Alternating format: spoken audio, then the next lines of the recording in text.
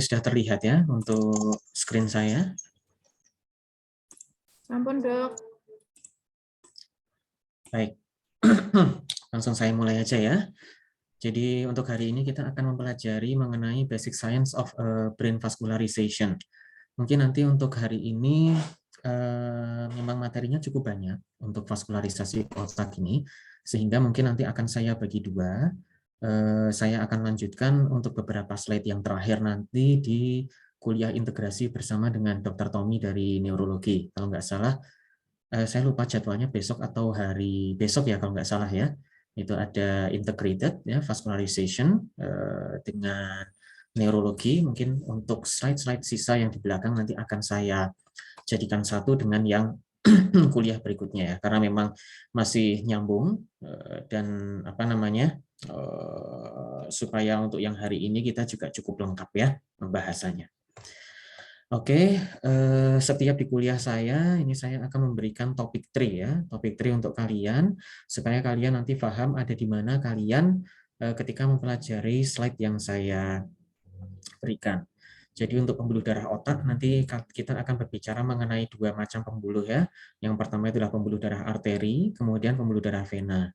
Di mana untuk pembuluh darah arteri nanti kita akan bicara mengenai dua macam sirkulasi ya, yang membentuk sirkulus Willis, yaitu anterior circulation dan posterior circulation. Sedangkan untuk di pembuluh darah vena, nanti kita akan mempelajari mengenai dua macam vena ya, yaitu adalah vena superficial dan vena profunda atau deep vein. Saya mulai untuk introduction-nya ya. Jadi sebagai pendahuluan bahwa kita mengetahui bahwa otak itu beratnya itu kurang lebih sekitar 1,2 sampai 1,4 kg atau 1.200 sampai 1.400 gram ya. Ada yang mengatakan sampai 1,5 kg, itu tergantung masing-masing individu, tapi range-nya sekitar itu. Tetapi dengan berat atau bobot sekitar 1,2 sampai 1,4 kg ini, dia itu akan menerima sekitar 750 cc darah per menit. Itu cukup banyak, di mana 750 cc darah per menit itu kurang lebih menyusun sekitar 20% dari total volume darah kita. Nah, kenapa sih otak itu membutuhkan darah sekian banyak? Itu mengindikasikan bahwa otak itu membutuhkan suatu suplai darah yang cukup besar, ya, sehingga dia akan bisa menerima sejumlah besar oksigen dan nutrisi. Nutrisi di sini khususnya adalah glukosa. Nah, untuk menyediakan kebutuhan darah yang segitu besar, maka otak ini akan menerima vaskularisasi dari dua pembuluh darah utama yang cukup besar, yaitu adalah dua arteri vertebralis, jadi kanan dan kiri, dan dua arteri karotis interna, kanan dan kiri. Jadi totalnya itu nanti ada 4 pembuluh darah kanan dan kiri yang akan memvaskularisasi otak. Nah, keempat pembuluh darah tersebut nanti akan membentuk suatu anastomosis ya, yang kita sebut sebagai circulus arteriosus willisi. Oke, ini untuk secara secara general dulu ya. Di sini kalian untuk gambar yang paling kiri ini kalian bisa melihat bahwa di sini ada pembuluh darah arteri karotis interna ya, kemudian ada arteri vertebralis. Ini kalau misalkan penampang dari arah lateral. Kalau penampang dari arah anterior, ini kalian bisa melihat ini adalah arteri karotis interna yang merupakan cabang dari arteri karotis komunis ya, kanan dan kiri. Kemudian yang di belakang sana adalah arteri vertebralis yang nanti merupakan atau dipercabangkan dari arteri subclavia kanan dan kiri. Sedangkan di sini bagian yang paling kanan ini kalian bisa melihat gambar basal view atau inferior view dari circulus arteriosus willisi yang dibentuk oleh 4 arteri tadi. Nah, di sini untuk slide-slide yang berikutnya kita akan membahas satu persatu mulai dari arteri karotis interna, kemudian cabang-cabangnya, kemudian baru arteri vertebralis dan kemudian cabang-cabangnya. Oke. Ini untuk secara pendahuluan ya, untuk sirkulasi anterior dibentuk oleh arteri karotis interna, yang mana cabang utamanya adalah ACA, MCA, kemudian PICOM. Oke, untuk menyingkat supaya lebih efisien, nanti mungkin saya akan banyak mengatakan ACA untuk arteri cerebri anterior, MCA untuk middle cerebral artery, dan PICOM, hanya saya sebut PICOM gitu aja ya, untuk menyebut posterior communicating artery. Sedangkan arteri vertebralis ini nanti yang membentuk sirkulasi posterior akan mempercabangkan atau menyusun arteri basilaris dan PCA, ya, posterior cerebri artery. Saya akan bahas satu persatu dulu, mulai dari sirkulasi anterior, ya ini yang penyusun utamanya, yaitu arteri karotis interna. Ya, jadi untuk arteri karotis interna, dia itu apa namanya akan menyusun atau akan tersusun oleh 7 segmen. Jadi nanti dia dibentuk dari segmen C1 sampai segmen C7. Nah, untuk mempermudahnya nanti akan apa namanya akan ada nama lainnya dari masing-masing segmen, di mana nama lainnya itu berdasarkan tempat di mana dia itu berjalan. Ya, secara overview dulu ya, C1, C2, C3, 4, C5, C7 sampai C7 ini semuanya ada masing-masing nama lainnya. Nah, kita mulai dari yang pertama dulu, yaitu C1 atau segmen servikal. Jadi dia disebut sebagai segmen servikal karena dia memang berjalan di regio servikal. Jadi hanya di apa namanya regio servikal, belum masuk ke dalam intrakranial. Oke, keterangannya di sini untuk gambarnya ya, saya taruh gambar di setiap slide ya, di sebelah kanan, di mana di sini sebelah kiri ini adalah mengarah ke anterior, sedangkan di sebelah kanan ini mengarah ke arah posterior. Jadi kalau misalkan apa namanya orientasi dari gambar ini adalah gambar perjalanan dari arteri karotis interna yang kita lihat dari arah lateral atau lateral view of internal carotid artery. Ya, oke, kita bahas satu persatu, mulai dari C1 atau cervical segment. Jadi cervical segment ini dia akan dimulai dari bifurcatio arteri carotis communis. Nah, bifurcatio arteri carotis communis itu terletak pada superior margin of thyroid cartilage atau batas superior dari kartilago tiroid. Kalian masih ingat ya, kartilago tiroid ya di blok 1.2. Dari setinggi segmen tersebut, dia akan carotis communis arteri akan mempercabangkan ECA, external carotid artery, dan ICA, internal carotid artery. Kita mungkin tidak akan membahas ECA di sini ya, walaupun ada beberapa cabang dari ECA yang akan memberikan vaskularisasi kepada apa namanya struktur intrakranial, tetapi di sini karena kita membicarakan sirkulus bilis, saya tidak akan membahas mengenai ECA.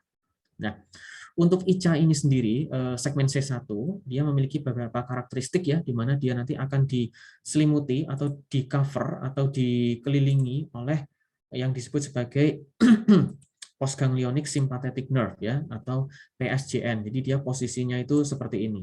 Nah, tadi sepanjang dari ICA ini, saya gambar ya di sini ya, di sini nanti dia akan diselimuti oleh postganglionic sympathetic nerve. Kemudian untuk segmen cervical ini, dia itu akan berjalan di dalam carotid shed atau selubung karotid.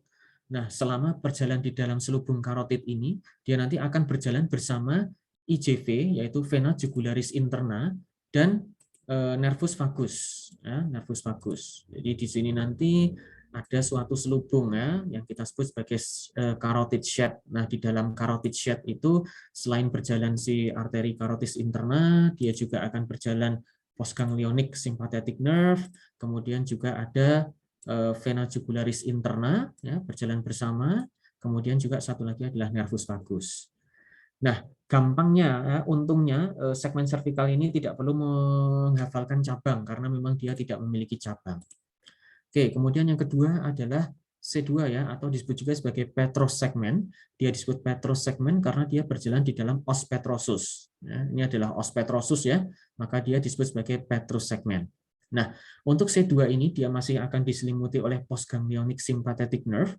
Kemudian kalau kita melihat landmark ya, landmark struktur intrakranial apa yang bisa menunjukkan letak dari C2 itu adalah ini, struktur yang disebut sebagai ganglion Gasser atau Meckel's cave ya. Itu kalau misalkan kita lihat posisinya terhadap ganglion Gasser, C2 ini terletak di bagian inferomedial ya. Ganglion Gasseri itu adalah suatu badan sel milik dari nervus trigeminus atau nervus cranialis kelima ya, ganglion Gasser atau Meckel's cave.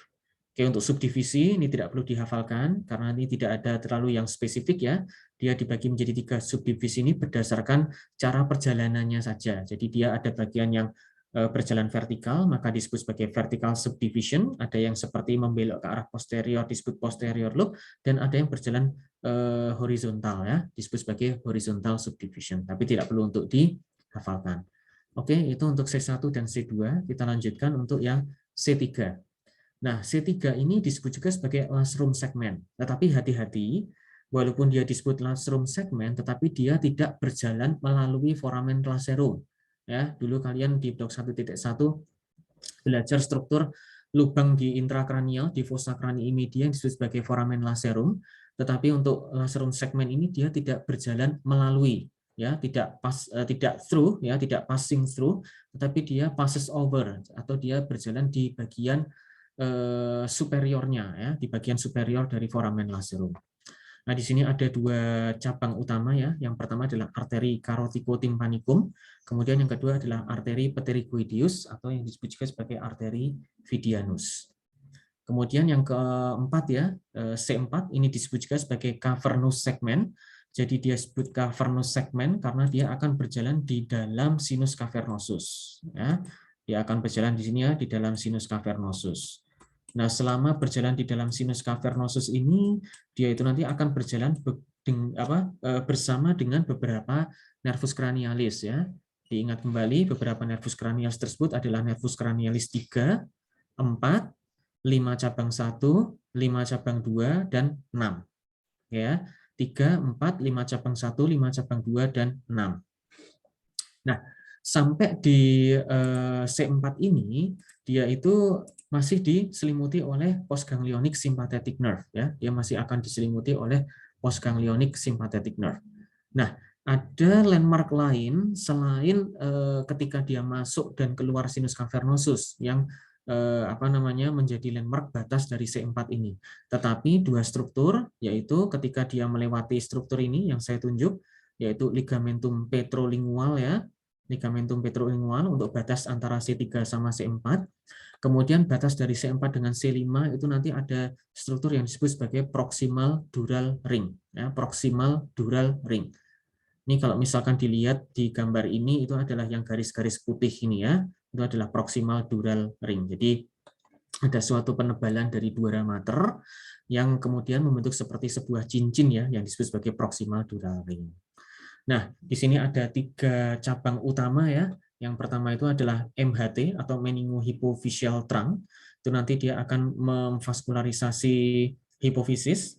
Kemudian yang kedua adalah arteri meningialis anterior, dia akan memvaskularisasi dura mater di bagian anterior, ya. Kemudian satu lagi adalah capsular artery of McConnell, ya. Capsular artery of McConnell. Oke, saya lanjutkan. C3 dan C4 lewat, sekarang kita ke C5, C6, dan C7. Nah, untuk C5 ini disebut juga sebagai clinoid segment. Kenapa? Karena dia berada pada berada pada batas dari processus clinoideus anterior, ya. Nah, di sepanjang itu dia nanti ada dua penebalan dura, ya.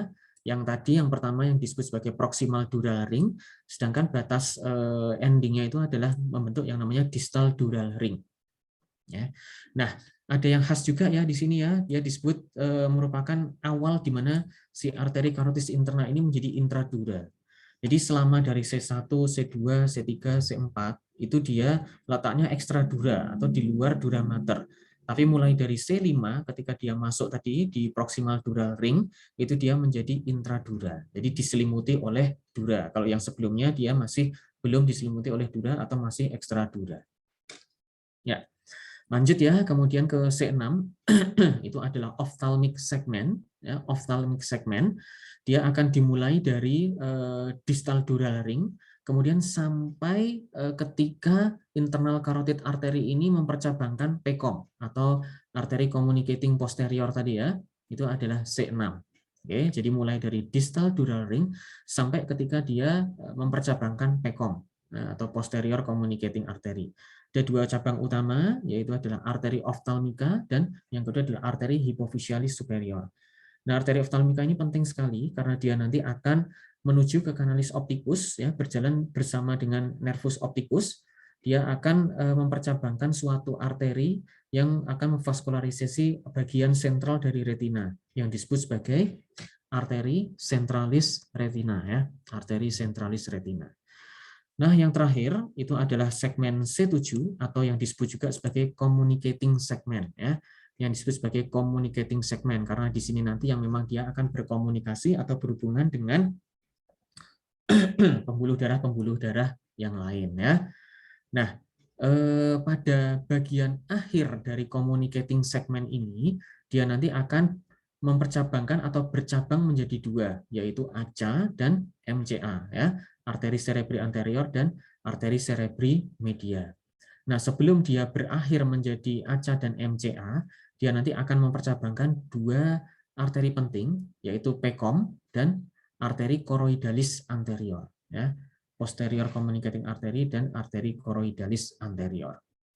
Oke, itu adalah anatomi untuk arteri karotis interna ya. Jadi diingat, yang penting adalah kalian mengetahui bahwa dia terbagi menjadi 7 segmen, C1 sampai C7, dengan nama segmennya itu adalah berdasarkan tempat di mana dia berada ya. Contohnya kalau misalkan dia berada di cavernous sinus, berarti dia disebut cavernous segmen. Misalkan dia berjalan di osclinoid, maka dia disebut clinoid segmen dan seterusnya.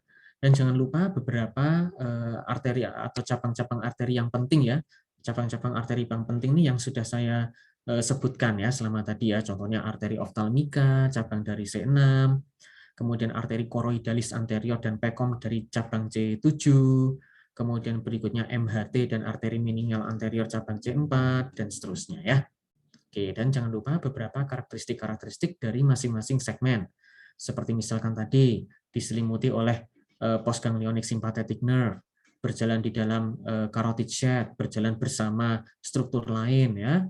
Atau misalkan kaitannya dengan dura, mana yang masih ekstradura, mana yang sudah intradura, kemudian batas-batasnya tadi ligamen petrolingual, proximal dural ring, distal dural ring, itu yang perlu kalian ketahui ya. Oke. Nah, sekarang kita menuju ke cabang terminal pertama dari arteri karotis interna, yaitu arteri cerebri anterior.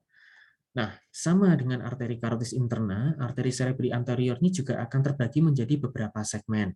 Tapi untungnya dia tidak sebanyak arteri karotis interna ya. Untuk arteri cerebri anterior ini hanya akan tersusun dari 5 segmen. Oke. Nah, nama lainnya ya, nama lainnya itu bisa berdasarkan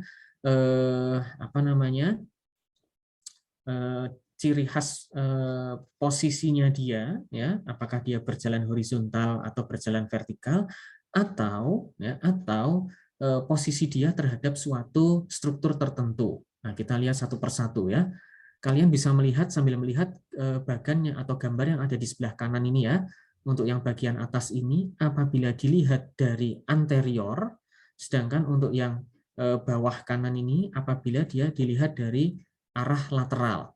Nah, mungkin supaya lebih mudah, kalian bisa melihat dari arah lateral. Ya. Ini supaya untuk mempermudah saja, lihat dari arah lateral. Oke, saya mulai satu persatu ya. Kalian lihat dari sini, ini yang saya lingkarinnya adalah ICA ya. ICA, internal carotid artery. Kalian lihat tadi seperti di slide yang sebelumnya, dia akan atau cabang terminalnya ada MCA ya, kemudian ACA. Sedangkan sebelum bercabang menjadi MCA dan ACA, dia akan mempercabangkan ini PCOM ya, atau posterior communicating artery. Nah, sekarang kita lihat untuk yang ACA ya. Di sini ada A1, di sini ada A2, di sini ada A3, di sini ada A4, dan di sini ada A5 ya. Kita lihat satu persatu mulai dari A1. Jadi A1 ini disebut juga sebagai horizontal segment. Nah, kenapa dia disebut horizontal segment? Silahkan melihat gambar yang bagian atas, dia berjalan secara horizontal. Ini yang saya kasih warna biru ya. Dia berjalan secara horizontal, sehingga disebut sebagai horizontal segment.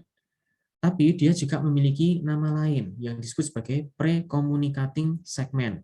Kenapa disebut pre-communicating segment? Karena dia berjalan sebelum arteri cerebri anterior ini mempercabangkan ini ACOM ya. Saya sebut ACOM aja ya, atau yang disebut juga sebagai arteri communicating anterior. Jadi ACA sebelah kanan sama ACA sebelah kiri itu kan nanti akan dihubungkan supaya menjadi suatu circle, dia akan dihubungkan oleh ACOM ini ya, arteri communicating anterior. Nah, karena A1 ini berjalan sebelum mempercabangkan akom, maka disebut sebagai pre-communicating segment. Ya. Jadi dia akan berawal sejak arteri karotis interna bercabang menjadi MCA dan ACA, kemudian berakhir pada saat akom, ya, berakhir pada saat dipercabangkan si akom. Oke, itu A1. Kurang lebihnya panjangnya sekitar 14 mm saja. Kemudian A2, A2 ini disebut juga sebagai vertical segment. Jadi kalau kalian lihat pada gambar yang bawah ya, yang lateral, ini bisa kalian lihat setelah dia berjalan horizontal sebagai A1, kemudian dia akan berjalan vertikal ya, menuju ke arah kranial sebagai A2. Nah, karena itu dia disebut sebagai vertikal, atau dia juga disebut juga sebagai post communicating karena dia berjalan setelah mempercabangkan akom. Nah, berjalan setelah mempercabangkan akom. Kebetulan dia memiliki nama lain lagi, yaitu adalah infrakalosal segment. Infrakalosal segment ini penamaannya berdasarkan struktur ini, ya, struktur warnanya masih sama. Oke, struktur ini ya, corpus callosum ya. Jadi corpus callosum itu kan bentuknya curving ya, curving seperti ini. Nah, seperti ini ya. Jadi ketika ACA itu A2, dia itu masih berjalan di bawah, relatif di bawah dari corpus callosum, sehingga disebut sebagai infrakalosal segment. Ya. Nah, berbeda nanti ketika A3, A4 dan A5. Oke, kita lihat dulu untuk A2. Jadi keterangannya di sini ya, dia berawal ketika akom itu dipercabangkan sampai dia itu berakhir pada genu corpus callosum. Nah, corpus callosum itu kan bentuknya seperti ini, dia ada beberapa bagian ya. Bagian paling depan namanya rostral, kemudian bagian tempat dia curving ini namanya genu, kemudian ada corpus, dan yang bagian paling belakangnya namanya adalah splenium. Ya. Nah, A2 itu berakhir ketika corpus callosum itu berubah menjadi genu. Oke, saya hapus saja di sini. Ini yang disebut sebagai genu.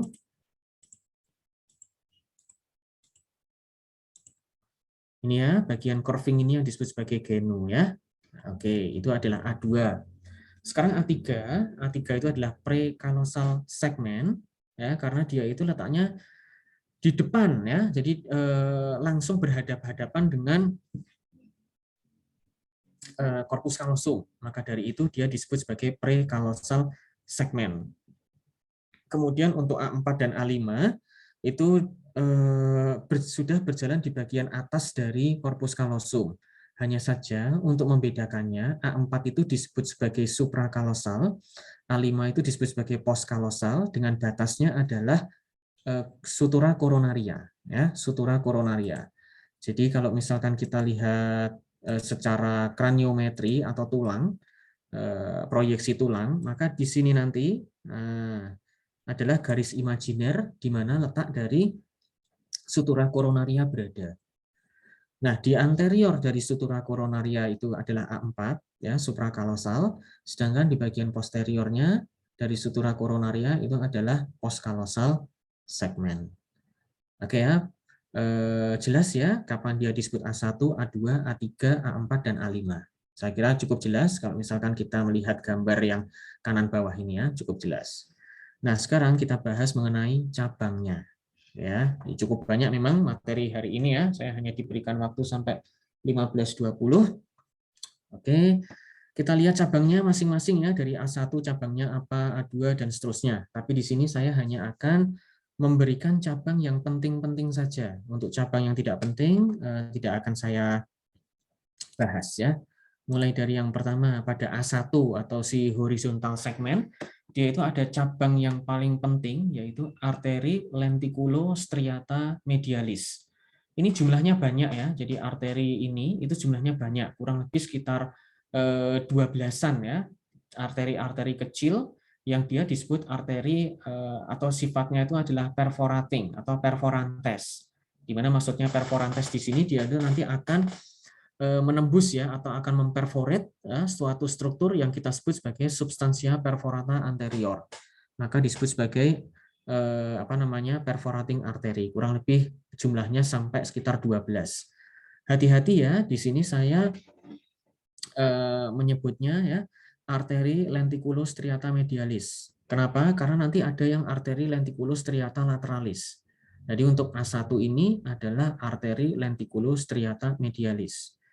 Dan harus hati-hati juga karena dia memiliki nama lain, yaitu arteri striata medialis proximalis. Kenapa? Karena nanti ada juga yang namanya arteri striata medialis distalis. Ya, hati-hati.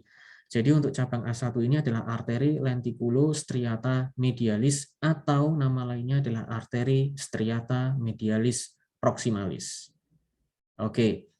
Nah, seperti yang tadi saya sampaikan bahwa dia itu akan berjalan ke arah posterior superior setelah dipercabangkan oleh A1.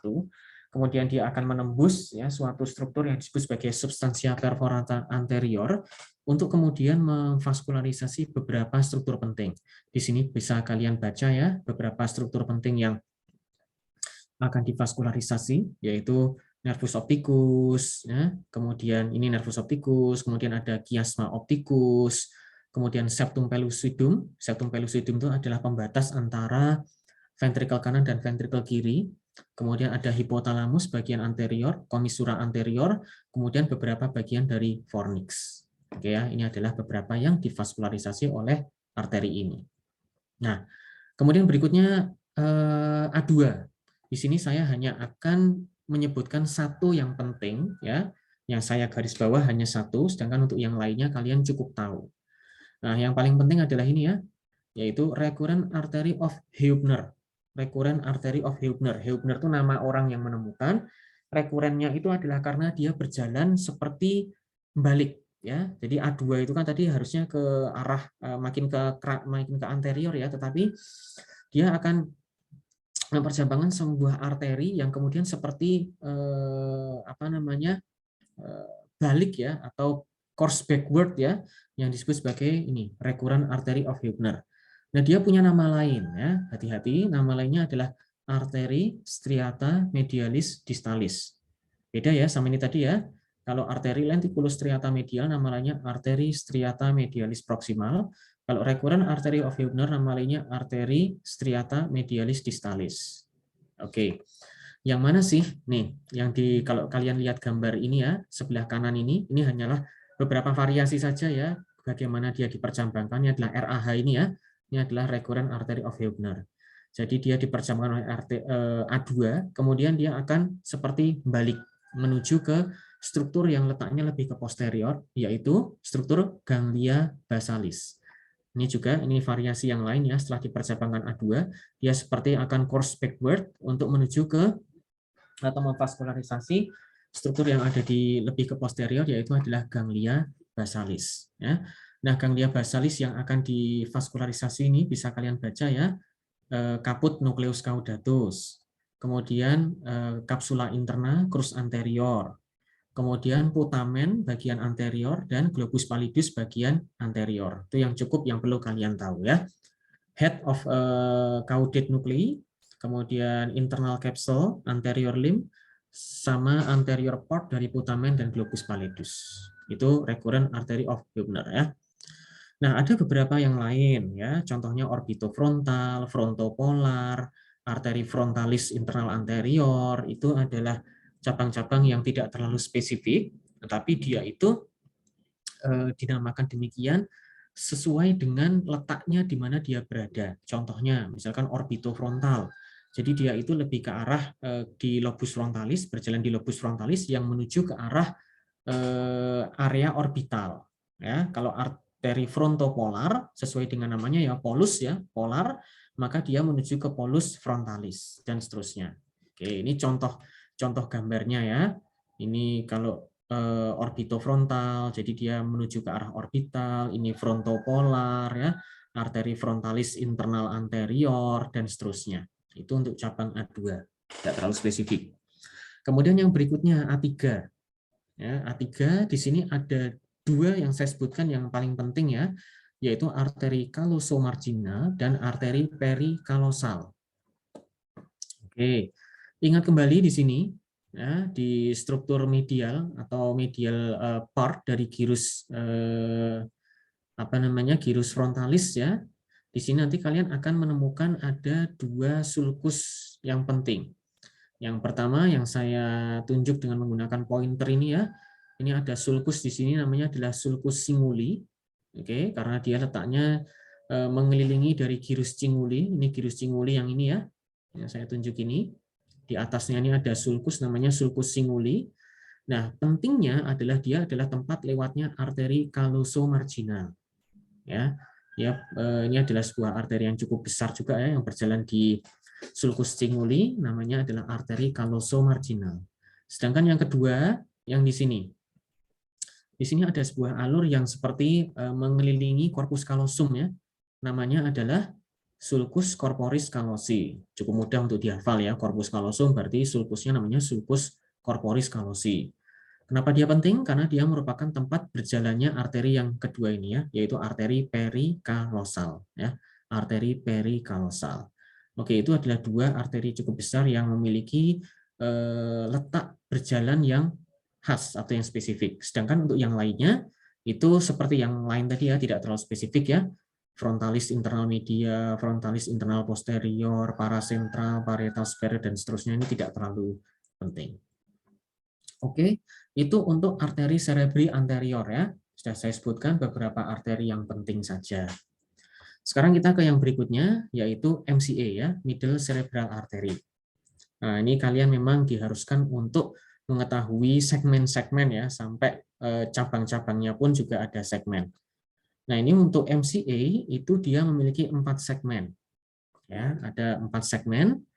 Kalau ini sebenarnya nama lainnya itu berdasarkan satu, dia itu lokasinya dekat dengan struktur apa, atau yang kedua, dia itu berada pada segmen apa dari visura lateral.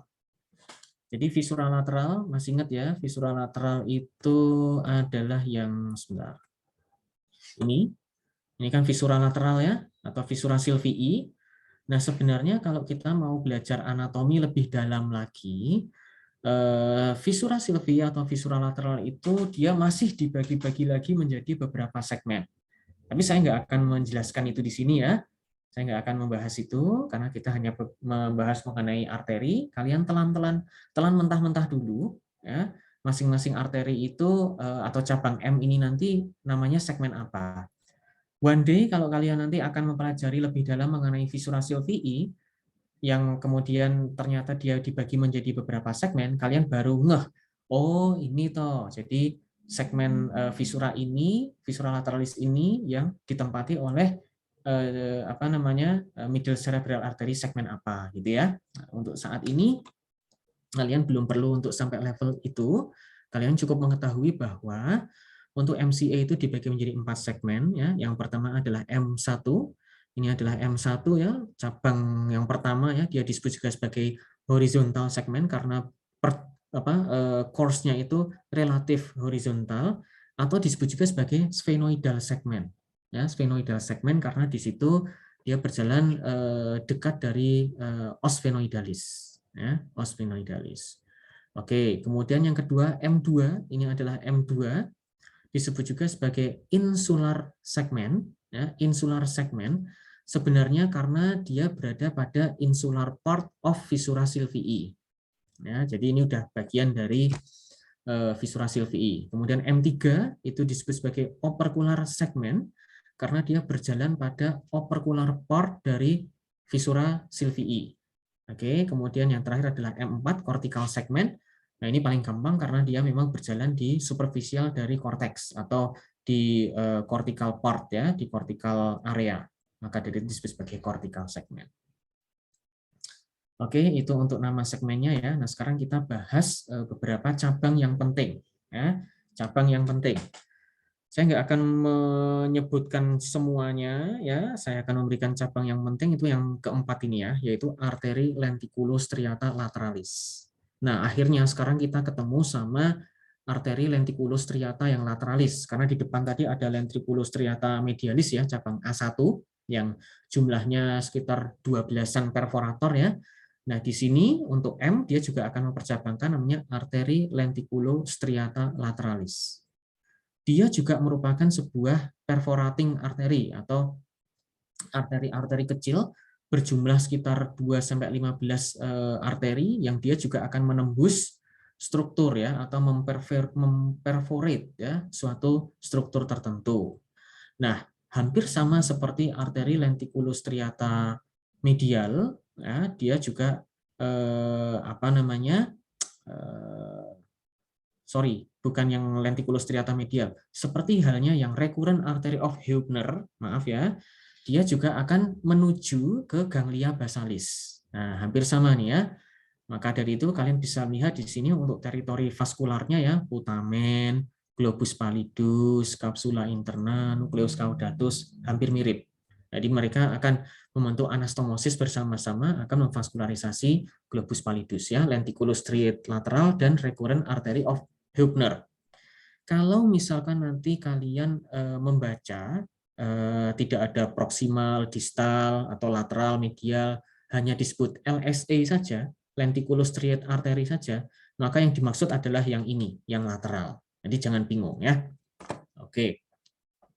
Kalau untuk yang lain ya, arteri unkal jelas dia menuju ke unkus, temporopolar dia nanti akan menuju ke bagian polus temporal, temporalis anterior dia akan menuju ke bagian anterior dari gyrus temporalis ya, tidak terlalu spesifik. Oke, ini contohnya ya. Ini yang arteri temporalis anterior, temporopolar, kemudian di sini kalian bisa lihat pada tabel ya, ada beberapa cabang dari M2 ya, seperti orbitofrontal, prefrontal, presentral, sentral, dan seterusnya. Itu hanya berdasarkan letak di mana dia berada, ya, regio di mana dia berada, atau di alur di mana dia berjalan. Contohnya kalau presentral arteri ya dia berjalan di sulcus presentral. Kalau di arteri sentralis ya dia berjalan di sulcus sentral dan seterusnya. Tapi ini tidak spesifik. Oke, itu untuk yang sirkulasi anterior ya. Sekarang kita menuju ke sirkulasi posterior. Waktu saya tinggal 10 menit. Ini adalah arteri vertebralis. Jadi kalian bisa melihat di sini bahwa arteri vertebralis itu merupakan cabang dari arteri subclavia ya. Arteri subclavia ini kalau yang kanan sama yang kiri berbeda, mungkin masih ingat subclavia dextra itu dipercabangkan dari truncus brachiocephalicus ya, sedangkan kalau subclavia sinistra langsung dari aorta. Oke. Nah, subclavia itu baik yang kanan maupun yang kiri dia memiliki 4 cabang. Ingat kembali ya, dia memiliki 4 cabang. 1 itu adalah arteri vertebralis, 2 itu adalah truncus costocervicalis, 3 itu adalah truncus thyrocervicalis, kemudian yang keempat adalah arteri thoracika interna atau arteri mamaria interna. Ya, itu pelajaran blok 1.2. Nah, pentingnya apa kalian mengetahui? Karena ternyata arteri vertebralis ini pada beberapa area juga akan membentuk suatu anastomosis ya, yaitu dengan truncus thyrocervical, truncus costocervical, dan ECA ya, external carotid artery.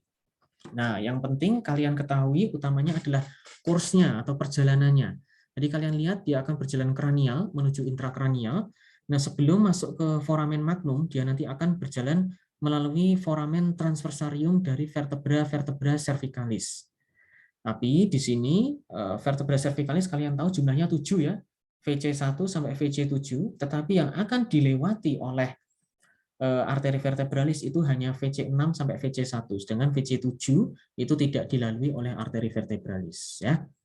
Nah, setelah sampai di VC1, foramen transversarium VC1, dia akan berjalan pada suatu sulcus ya di atlas namanya sulcus arteri vertebralis. Setelah melalui sulcus arteri vertebralis barulah dia akan masuk ke intrakrania melalui foramen magnum. Oke. Lanjut. Nah, di sini ada beberapa segmen ya. Saya tidak akan membahas mengenai segmennya si vertebralis. Nanti mungkin akan dibahas oleh besok oleh Dr. Tommy ya. Ada segmen V1, V2, V3, V4 ya. Saya nggak akan berbicara itu di sini. Saya hanya akan menunjukkan cabang-cabang yang penting saja. Nah, 3 cabang terbawah ini adalah yang penting ya.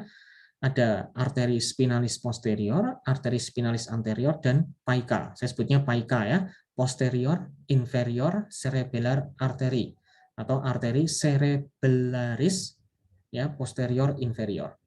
Untuk posterior spinal artery dan anterior spinal artery tentu saja akan memvaskularisasi bagian anterior dan bagian posterior dari medula spinalis. Saya nggak akan bahas di sini. Saya akan lebih ke arah yang PICA ini ya.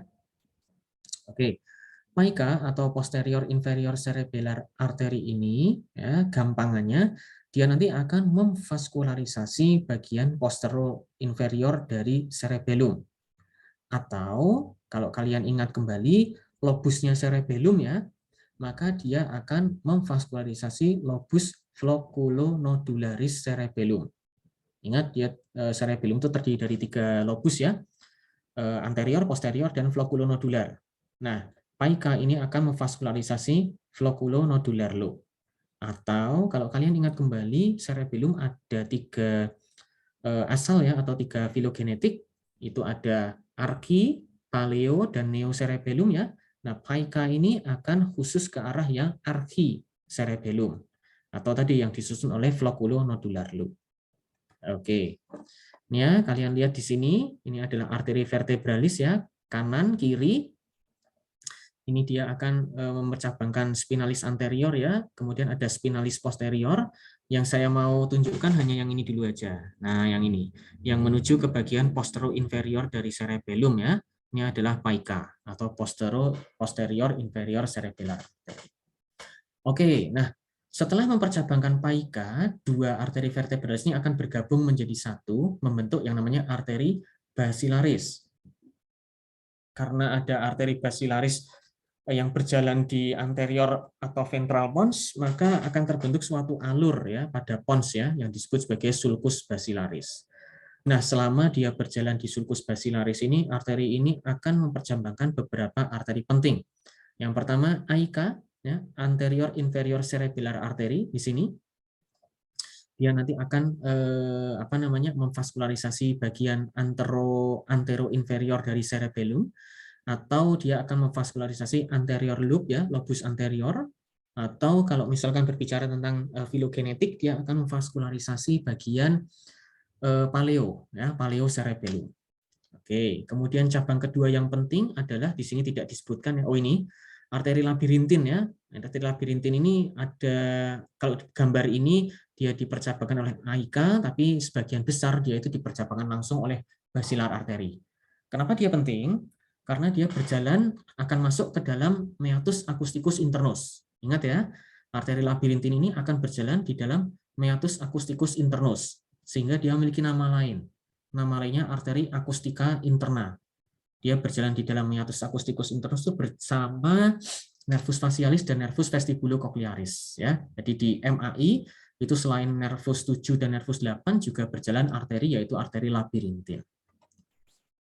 Oke, kemudian yang lain arteri pontin itu menuju ke pons langsung ya. Nah, 2 yang paling akhir nih yang paling penting ya, yang cukup penting juga, yaitu ini SCA atau superior cerebellar artery ya. SCA atau superior cerebellar artery, dia itu nanti akan menuju ke bagian paling dominan dari cerebellum ya, yaitu bagian superior, atau kalau kita bicara lobus itu adalah lobus posterior cerebellum, atau kalau kita berbicara filogenetik itu neocerebellum. Jadi kita udah lengkap ya yang vaskularisasi neocerebellum, paleocerebellum, dan archicerebellum ya, masing-masing SCA, AICA, dan PICA. Ya, itu adalah superior cerebellar artery. Nah, yang terakhir ya, itu adalah cabang terminal dari basilar, yaitu PCA atau posterior cerebral artery. Nah, posterior cerebral artery ini yang nanti akan berhubungan dengan PICOM ya, PICOM, yang mana PICOM itu adalah cabang dari arteri carotis interna ya, yang kemudian akhirnya terbentuklah si circulus arteriosus wilisi. Oke, sepertinya jam saya sudah menunjukkan 15.18 ya. Untuk posterior cerebri arteri sampai yang terakhir akan saya bahas di kuliah yang berikutnya. Nah, sampai sini dulu, mungkin karena sudah banyak juga ya, sudah cukup overload, mulai dari arteri karotis interna, ACA, MCA, kemudian vertebral arteri, dan basilar arteri. Sampai sini dulu, apakah ada yang mau ditanyakan dulu dari kalian? Saya buka sesi pertanyaan selama 2 menit. Apakah cukup jelas apa yang saya sampaikan? Cukup jelas ya, semoga saja ini bisa mempermudah kalian kalau nanti kalian belajar anatominya ya, praktikumnya. Nah, nanti di kuliah yang berikutnya saya akan lanjutkan dengan PCA, kemudian sinus dan vena ya, yang nanti kemudian bisa diintegrasikan ke klinis yang nanti akan dibicarakan dari bagian neurologi. Silakan kalau masih ada yang mau bertanya, ini masih 1 menit lagi.